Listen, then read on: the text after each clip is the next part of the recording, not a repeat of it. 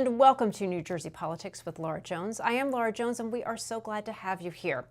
Many New Jerseyans are experiencing sticker shock with massive electric bills, some seeing a 20% increase in the past year. Assemblywoman Andrea Katz is among a group of lawmakers in Trenton asking the Board of Public Utilities for answers, and she's standing by. First, though, the 23rd anniversary of the September 11th attacks has just passed. And as we remember those lost on that day, the men and women who rushed in to help are still facing health problems. Legislation in New Jersey that was passed to help these first responders suffering from 9/11 health problems, that's expired and it's not been renewed. Joining me now to talk about this is retired New Jersey undercover police officer Val Velazquez-Stetz and retired FDNY Deputy Chief Richard Alice. Thank you both so much for taking the time to talk to us. We really appreciate it, and thank you so much for your service as well. Well, thank you for having us. We appreciate it.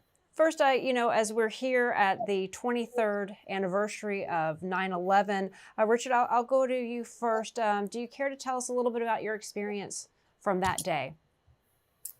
Well, my day began after completing a 24-hour shift. At the time, I retired as a deputy chief, but at the time I was a battalion chief. So I was in my office in Canarsie, Brooklyn, in Battalion 5-8. And the night before had been a very busy night. And so I was catching up on paperwork. I wasn't in a rush to get home. My wife was working, kids in school, that sort of thing. And I'm a news junkie, so the events of the day were unfolding. Originally it was thought of to be a small commuter plane into one of the towers, which is not something that had never happened before. So just as I'm listening, I was just kind of running through my head, what would I do as one of the first chiefs on the scene, and kind of just running it through my head. But, as the events continued on and news came out, we realized exactly the extent of it and what had happened. The New York City Fire Department instituted a total recall. So I responded to, there's 9 divisions in New York City. We responded to our division. So I went there with other members that were assigned to the 15th Division. And it takes a long time to get that going. They brought buses in. So we were waiting for staffing. We were waiting for equipment. Fortunately, we were in communication with the command post downtown at Ground Zero. So we were up to speed on things that were going on. And while we were there, I was already made aware that one of the towers had collapsed. We hadn't left yet. And that was shocking in and of itself. And then by the time we had everyone, boarded, everything ready to go on the way there, we were alerted to the fact that the second tower had collapsed. So my group, we arrived on scene 20 minutes after the second collapse. Yeah. I'm glad that I was at least mentally prepared for this, but, even knowing that and arriving on scene at this devastation is just really hard. Your mind can't catch up to what your eyes are seeing. And my first thoughts were basically that I was going to be involved in the largest search and rescue operation in our nation's history. Little did I know that, in the aftermath of that we would, really not find, anyone, which is always a frustrating aspect to the whole thing. But, at the time, we didn't know, and that's how my day began. I was assigned to units to supervise search and rescue. Yeah, that's a great way of describing it, because even now, we're still processing. What our eyes were seeing, our minds couldn't keep up with. Val, what about you? Where were you? Can you tell us about your experience? I was in Jersey City, which is right across the water. And I grew up in Jersey City, born and raised. And the Twin Towers were something I looked at every day, from Jersey City. And when that happened, I was working days, 7 to 3, supposedly 7 to 3, but I wound up staying till the next day. But I brought my son to school, and I thought it was a normal day. And then all of a sudden, our radios went crazy, and we were called back to the precincts forthwith, that we needed riot gear and all this other stuff. And I'm like, what the hell is going on? So I saw the plane hit the Twin Tower, and I was like, oh my God, that plane. I thought it was just a mistake, that a pilot, error. I wasn't thinking it was a, terrorist attack at that time until, I raced to get my son out of school. He was 3 years old. and it was traumatic for him. And I had to bring him to my mom, and it was just a crazy scene. And I didn't know if I was going to come back to see my child at that time. So, and I'm like, what are we going to do? We had to set up triage, and meanwhile, we didn't have bodies.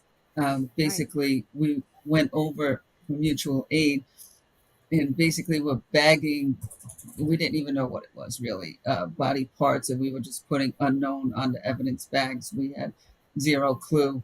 And walking over there, I was like, oh my God, like my whole life, I would go to New York from Jersey City, which takes, like 8 minutes Yeah. to get over on the train. So it was just weird to see everything. Like there was no color. It was basically black and white. Right. And it Yeah. was a horrible scene to process. I still sometimes don't even know how I got through. Yeah. Well, again, thank you both for everything that you did, and in the days and weeks and years that followed.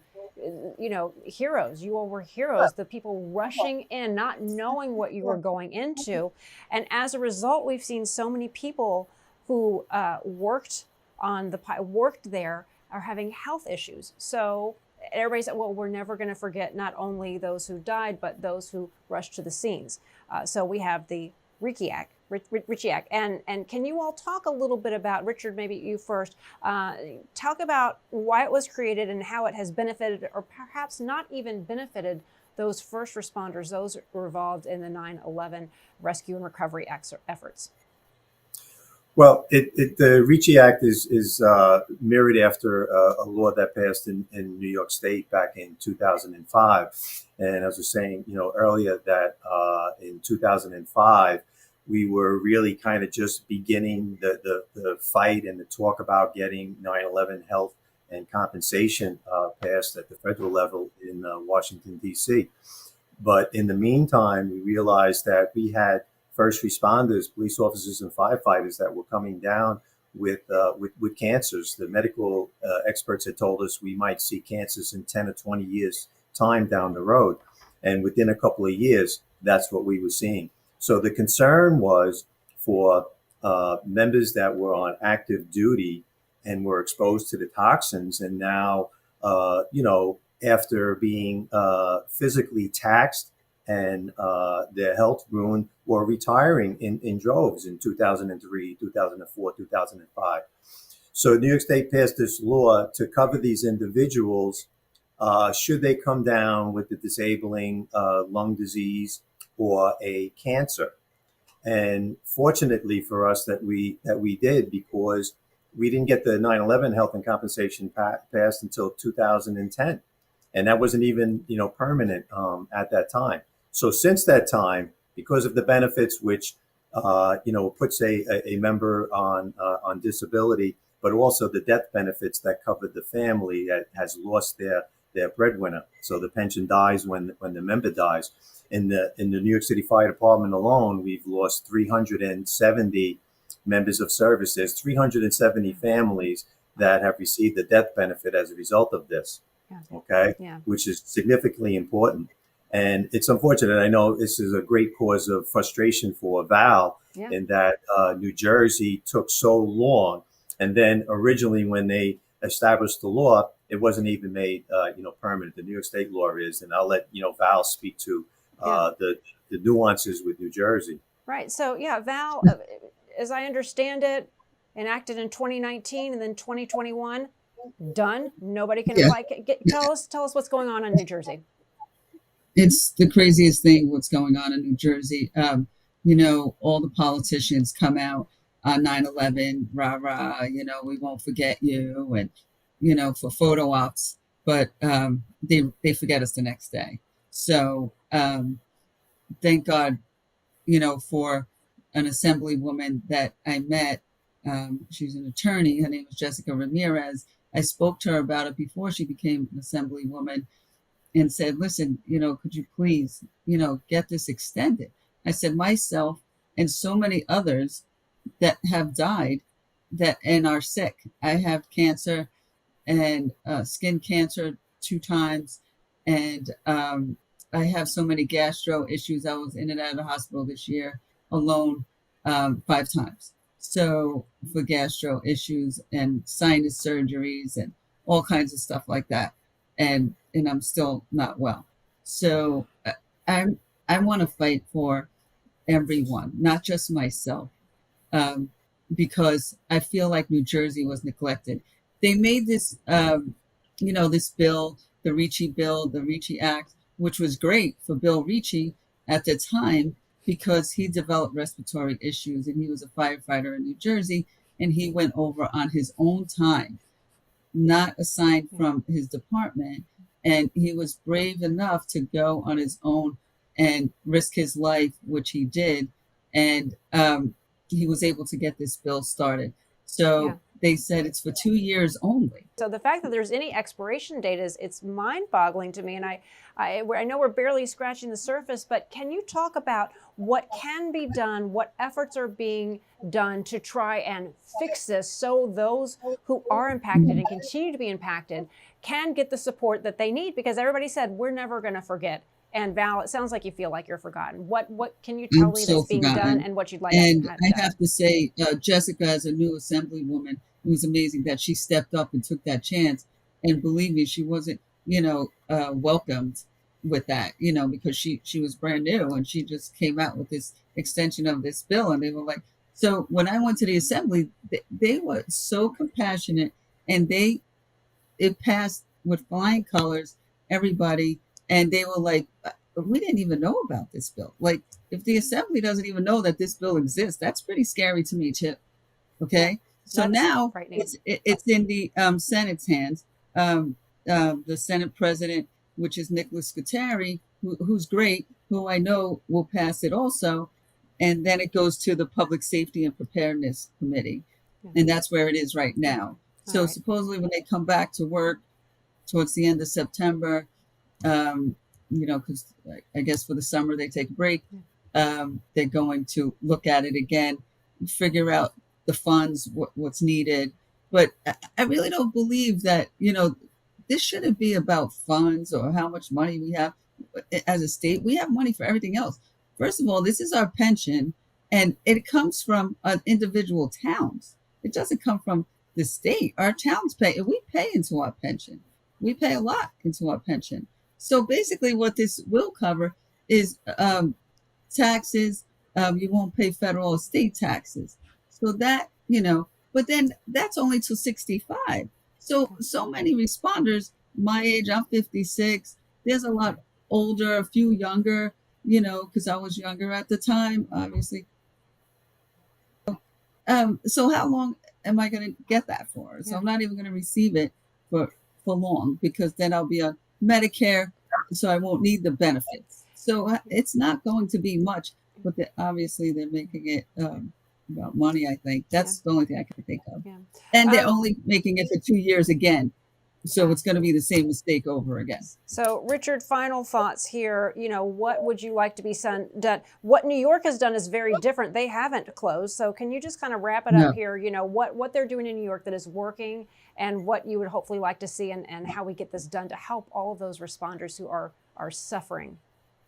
Well, I mean, the state could mandate to the individual uniformed services, the various cities within the state of New Jersey, to mandate that they document the exposure time of their members that were on active duty.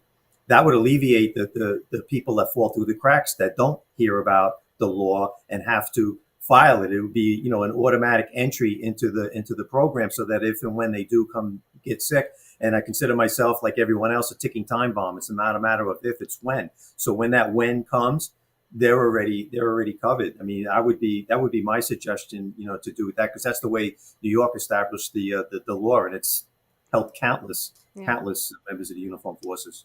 We want to come back and have you guys back on and give us an update, really hold lawmakers to the fire on this one, because heroes. And we just thank you so much for all that you did. And thank you for sharing your stories today. I hope Governor Murphy actually passes this and signs it. That would be great. Well, we're gonna follow up on that. Thank you.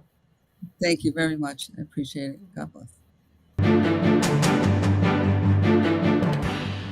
Many New Jerseyans are seeing dramatic increases in their electric bills, and one lawmaker is working very hard to find out what is behind the spike. Assemblywoman Andrea Katz, she represents Mount Holly in Burlington County. We welcome you to the show. So good to see you here. Thank you so much for having me. It's great to be here. Yeah, Assemblywoman, you recently sent a letter to the BPU Board of Public Utilities asking for a legislative hearing on these rate increases. Can you tell us a little bit about what you said and what you've heard back? Yeah, so affordability is a huge problem in New Jersey. And I have heard from my constituents when I was knocking on doors and even continuing as I'm in office that people's electric bills are just skyrocketing. Every utility is going up. It's harder and harder to make ends meet. And so we drafted a letter with some of my colleagues from the 3rd District and the 4th District to ask the BPU to try and get some answers as to why people are having to pay sometimes 400 times their previous electric bill. Wow, 400 times. I know in my neighborhood we have a Facebook page and people have been popping up saying, is this me? Am I off on here, or other people having this? Have you heard anything back from BPU explaining what could be causing the hikes? We have not yet, but we are looking forward to having that hearing to happen in the Assembly so that we can start to get those answers. Yeah. And that should be happening. Right. And you mentioned that you were talking with some other legislators in other districts. Again, so I live in Hunterdon County. Are we seeing these statewide, or are they more central to the state? What have you found out? We've been seeing that it is statewide. I'm here in Burlington County and Chesterfield. We're seeing that. Our friends who use Atlantic City Electric down in Atlantic County, which is also a part of my district, is seeing those cost hikes as well. So it seems to be across the board. Yeah. And so you are out and about talking to constituents. What are they saying? How high is this on their priority list? Because like everything is going up. Groceries are, it's frightening to go to the grocery store. Everybody wants to stay in. Now staying in is becoming too expensive because the electric bill.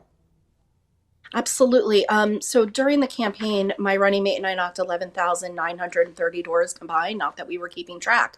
But the unifying message that I heard from those folks at doors is that we need to do something about affordability. We need to look at this. It's becoming so hard to make ends meet. People can't stay in the state post-retirement anymore, and we need to do something. And electric bills are an important part of that. And people don't know why their costs are going up. So we need to look into what that is. That's our job. Right? To help set that policy to make it easier for folks to live in New Jersey and to get those answers. And we're going to get them. Yeah. So what can the legislature do about this? You said you've written BPU, Board of Public Utilities, asked for hearings. Yeah. What do you think that you can do? So I also have a bill that we're going to be putting out very soon that would require the BPU to look at affordability when approving projects. So the ratepayers will pay the cost of the infrastructure that goes in. And so when the BPU is approving these changes, they're going to have to start to consider affordability as a criteria. Yeah. Now, your district, you represent, in Burlington County, you've got, a spectrum of people from different income levels. What are you able to tell your constituents, people who aren't able to afford things? What options do they have? What are you suggesting that they can do in the meantime? Because these legislative hearings, they can take a while, and when you're dealing with Board of Public Utilities, the wheels turn slowly. Not as fast as the electric bill does, though. But I always say that things in Trenton move slow until they move fast. So I'm hoping that we will be able to have a solution sooner than later, because this is very, very important. I mean, affordability is the number 1 issue in the state of New Jersey. Well, and this is your first year in the legislature. Can you tell me a little bit about, why it is that, were issues like this what prompted you to run? Just, for some of our viewers who may not know you, can you talk a little bit about why you decided to go to Trenton and represent your district? So I have been a stay-at-home mom since my oldest, who is now a senior in high school, was born. So that was my day job. I got involved in local politics because there weren't contested elections. So I decided to build the little party within my town. And one thing has led to another. And I'm just not the type of person who likes to sit back and try and just wait for a solution to come. When I see a problem, I want to get right in there and fix it. And so when the opportunity to run for the legislature came up, I thought of a whole lot of reasons why I should not do it. But then I realized that those reasons are the reasons I should do it, that I'm bringing a completely different perspective to Trenton, being a stay-at-home mom as my day job. That's not normal. So bringing that whole new perspective, and it has been absolutely amazing. This is the dream job that I never thought I would ever be able to do, and I get to do it, and I love it so much. Well, I mean, and that's the thing about, especially about becoming a parent, you start to see the world through a different lens, not so much your lens, but about the future. And then you see issues that come up along the way and you think, gosh, maybe things could be a little easier. Was there an aha moment that you said, you know what? I see some issues and I want to be a part of the solution instead of somebody who just, is complaining or, frustrated in New Jersey, because there are a lot of frustrated people in New Jersey, certainly. But, you decided, no, I'm going to do something about it. Yeah, mental health is really important to me, and our kids are struggling right now coming out of COVID. Everyone has experienced a trauma. And again, I see that in my day-to-day life. And so that really did drive me to just want to make New Jersey a little bit of a better place for our kids, make things a little bit easier for folks. And again, I can't just see a problem and move on from it. Like, it's just, I have to do something about it. And that's really what drove me to do this, just in general. When I was a little girl, I wanted to be a teacher in an at-risk school district, a very, where the kids were really having a hard time. And then I realized I didn't have the superpower to be a teacher. But what I want to do is I want to be able to help all of those kids everywhere they are in the state of New Jersey, and especially in the 8th legislative district. Yeah, and I've got a senior in high school, so I can certainly empathize with a lot of what is happening and you're going through as we, try and get our kids ready for what is next. And, that is so important, kids' mental health and the stresses that they are under today. And to be, again, as a parent, it can be very frustrating to see, gosh, look at all of these kids who are struggling, things that you and I didn't struggle with when we were in high school, when we were in elementary school, middle school, when we were young. No. I have a few bills, and I've been working with Miss New Jersey on some disordered eating legislation as well. And these aren't things that we had to think about, what algorithms were being delivered to us on our social media when we were teenagers. We didn't have to worry about that, but our kids do, and it's really affecting them now. Yeah. Can you tell me a little bit about that transition, the transition to Trenton? Looking from the outside, a lot of people can be cynical and they can say, oh, well, it's just partisan politics, business as usual. Now, as a reporter, I've seen many sides to the legislature, but I'd love to hear how it was for you transitioning to Trenton, what people might have said, oh, get ready for X, Y, and Z to happen, and what is the reality of what you've seen and how your colleagues have welcomed you? Well, I don't think anybody really expected me to win this race. I was the first Democrat elected in the 8th legislative district in over 50 years. So there were a lot of folks who weren't betting on me to win this race. So I've been welcomed quite nicely, but it was a little bit of a surprise to folks. And the transition has been great. I have a great staff. I love walking into the State House. Just like you, we can do so many great things in that State House, and it still has not lost that just emotion when I walk in the building, that feeling, that weight, that responsibility that I have when I walk into that building, just to make New Jersey a little bit of a better place. Yeah. Oh, definitely. I again, as a reporter, I don't think I've become cynical to it for as many years as I've been covering it. It really is amazing to watch what they do in Trenton. And you and I were talking off camera before we came on about, how things, even though they move slowly in Trenton, there is a lot of movement, especially when you can compare it to Washington, D.C. There is a lot that lawmakers can do that affects and changes quality of life issues on a day-to-day basis. And the access that people have to lawmakers who are out and about in their community all the time, like yourself. Absolutely. My office is always there to answer phone calls, emails, stop in. That's what we're here for. We're here to help people with issues both big and small. Yeah. Now, you mentioned that you were working with some other individuals. Did I hear you say you're working with Miss New Jersey and some other initiatives? Do you care to talk a little bit about, some of the other projects that you're working on, some of your other legislative priorities, even though I know it is your first year? I have a lot of legislative priorities. But I've been working with Miss New Jersey on eating disorders, and to prevent our social media companies from being able to take their algorithms and direct to our youth different eating disorder videos and medications and stuff like that. And we also have another bill to create an office within the Department of Health to be able to look for grants and to raise awareness around disordered eating. And one of the things I noticed when the legislature was being sworn in back in January is there are some other young mothers there. I remember seeing somebody balancing like her 2- and 4-year-old and a newborn.